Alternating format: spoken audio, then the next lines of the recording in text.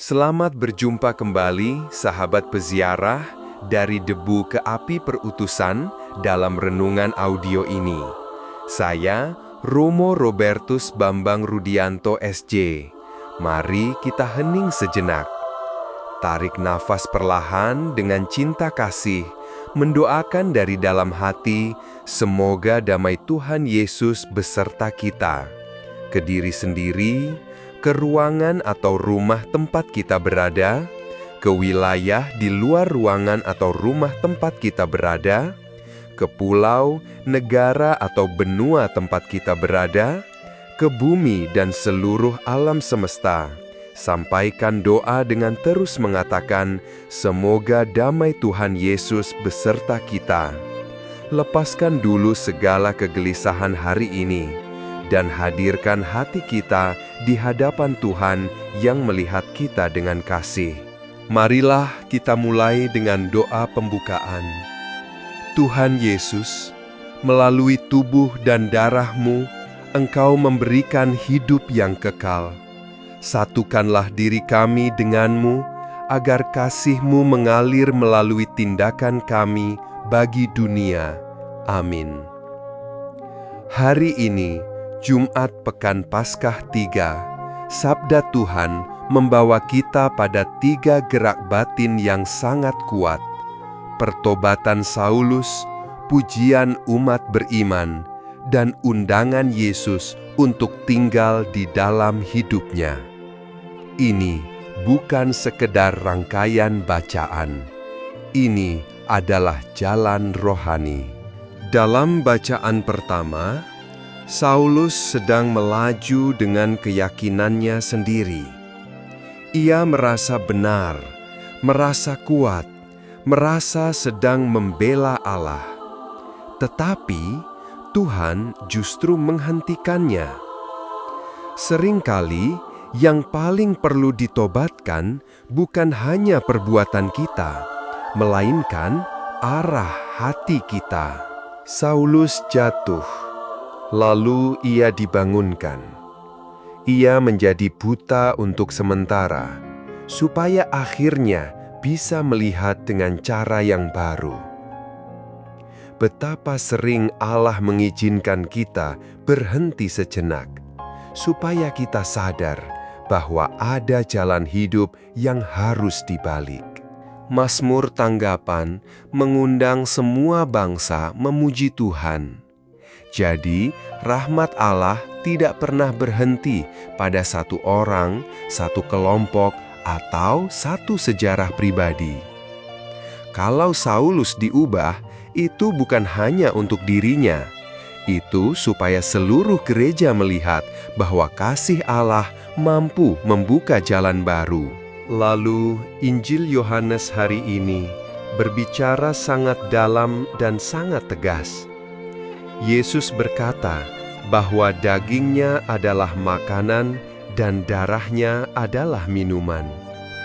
Bagi orang yang hanya berpikir lahiriah, itu sulit diterima. Tetapi bagi orang beriman, inilah kabar sukacita. Tuhan tidak hanya mengajar kita dari jauh, Ia memberi dirinya sendiri. Ekaristi bukan lambang kosong. Ekaristi adalah perjumpaan nyata dengan Kristus yang hidup. Ketika kita menyambut tubuh dan darah-Nya, kita sedang dipersatukan dengan Dia yang wafat dan bangkit. Tuhan tidak sekedar lewat, Ia tinggal.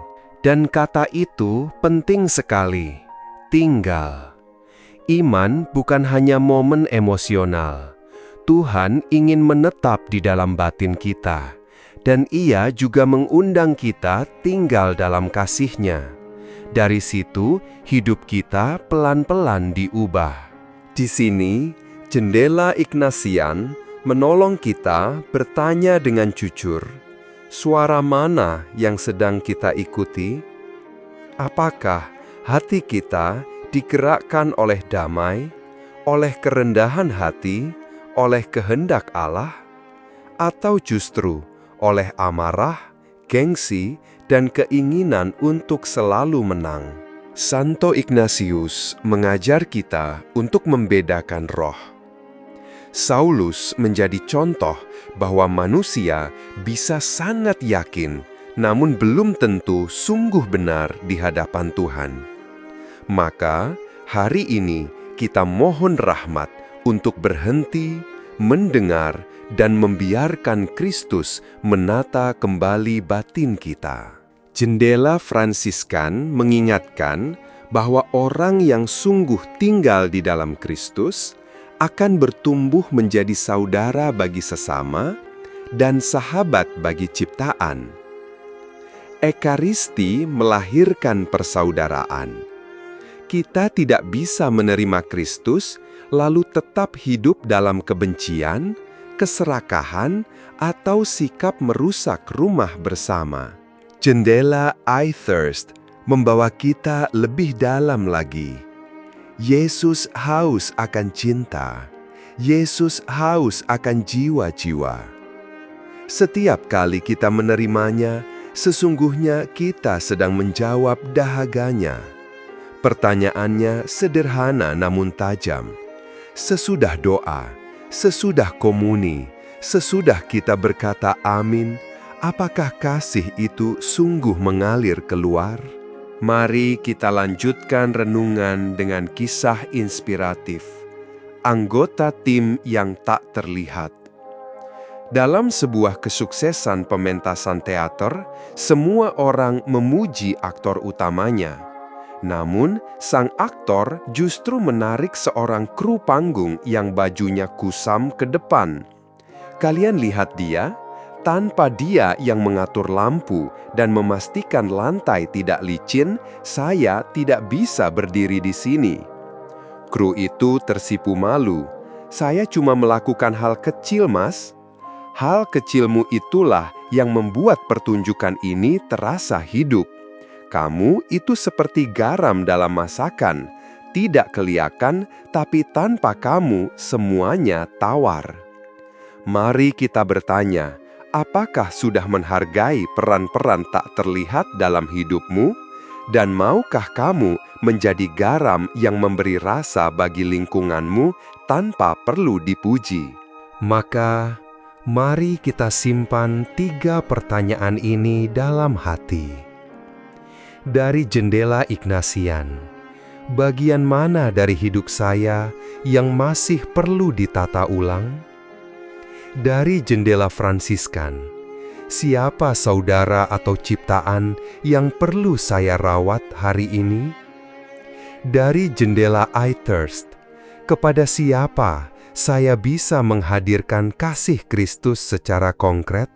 Dan untuk langkah hari ini, pilihlah yang sederhana tapi nyata.